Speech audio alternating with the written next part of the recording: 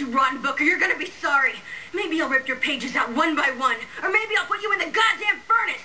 How can someone with such a big smart brain get hypnotized like a little bitch, huh? Oh, Shadow Lord, I love you, Shadow Lord. Come over here and give Vice a big sloppy kiss, Shadow Lord. Now pull your head out of your goddamn ass and start fucking helping us!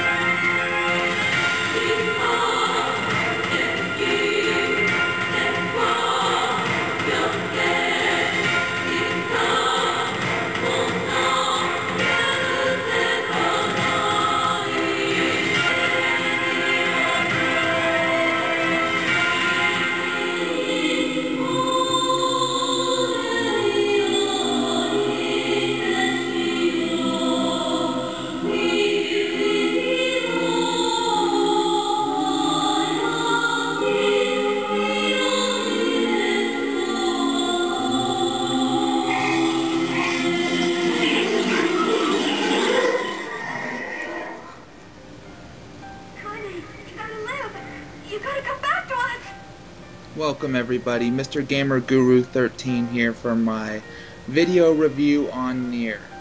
Now Neir took a lot of criticism because it did not supposedly have the best graphics in the world, and the graphics engine was outdated. Well, in my opinion, that's not where a game is won over by fans. To me, a game is won over in its story, and this is one of the better stories I have played. Neir starts out as you start out as Neir, a humble father, a wonderful man who is always out to help his community, his friends, and his family. And his daughter has mysteriously fallen ill to a plague that is sweeping through the lands called the Black Scrawl. The only way to cure this plague is to head out on a quest and find these ancient relics called the sealed verses. Now these sealed verses are hidden all over the land, and that is the main part of where this story begins and how it finishes up. And you will meet plenty of foes, allies, enemies along the way. Some are very intriguing. As you can see here, there are 3 of them: Emil, Neir, and Kaine. And then you have your floating book, which is Grimoire Vice. Grimoire Vice and Kaine do not get along and banter back and forth the entire game. This makes for an enjoyable commentary and some fun to be had. No one's sleeping outside. You and Kaine saved this village, and now they want to run you out? People are afraid of us. As you can see, the voice work in this game is not bad at all. In fact, the voice work and the music are some of the top parts of this game besides the story. Right, Kaine? The graphics are not on par with some of the games to come out, such as Uncharted 2 and Modern Warfare 2. You will sometimes notice choppy environments and sloppy character models, but graphics aren't 100% of the game, and they don't get 100% of the score either. In all aspects, Neir is a 3D action console role-playing game. Here are some of the battle techniques that I will be showing you. Now this is a boss fight, and every boss fight, I must mention, has a different finishing move. At the end you will see the different finishing move. This is only for one boss, but this is one of the better finishing moves, I thought, and decided to add it into this video. Now, as you can see, I'm using a bunch of magic here, trying to knock each one of those tentacles down. Now each boss is not just going to be your normal hack and slash affair. It's going to be a task figuring out how to take down each of these bosses. And if you see those little clock type things that are ticking down, that's how much time you have to defeat those parts of the enemy or the boss before he regenerates them or before he does a special attack.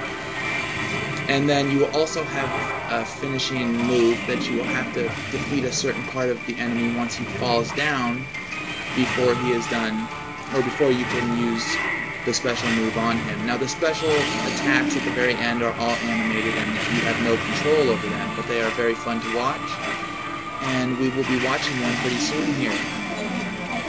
Just must defeat that. There we go. I used a magic dark hand blast.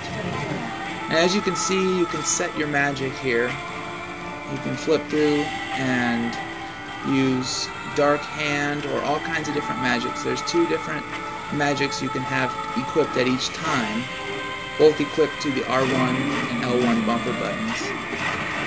And after you defeat that final little timer ticker there, I'm using a big blast of dark hand to do it in one fell swoop. Now you will see the finishing move.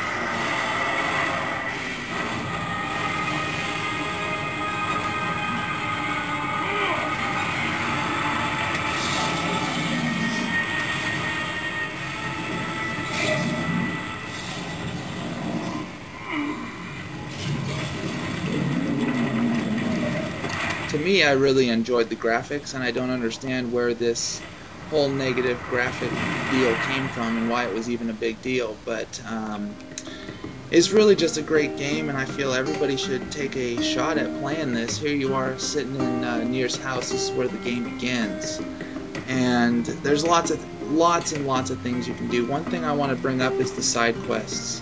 The side quests really have no relevance to the story, and it's a little disappointing, and that's where the score got knocked down a little bit as well, because all they are is fetch quests. You can either go out and find 10 lamb hides or goat hides and bring it back and get your reward, and pretty much all you get for your reward is money or maybe a weapon. Now, you can also farm, and it takes a while to unlock all 3 of these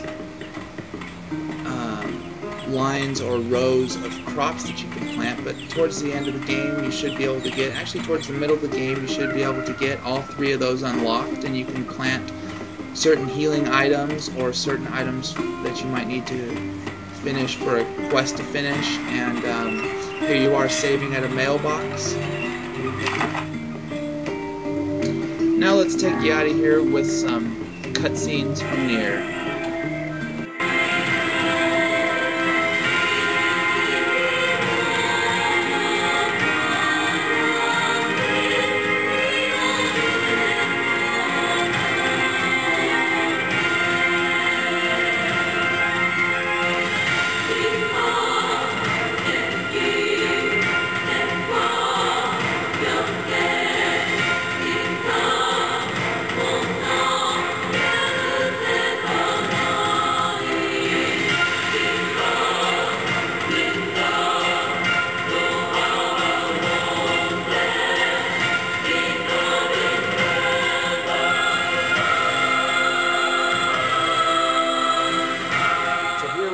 Wrapping up for the final verdict on Neir. Awesome game. I loved it.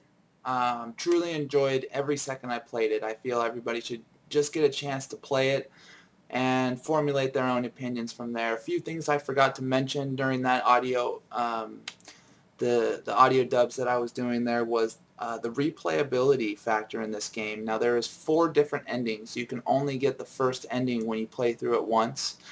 Then you restart up the game, get a huge history of Kaine, and then you play through again and you get your second ending, and then you play through a 3rd time and a 4th time, and you start out about halfway through the game on these secondary playthroughs, and you get a different ending each time. So that's definitely some incentive to, you know, continue on playing, and definitely a lot of replayability there.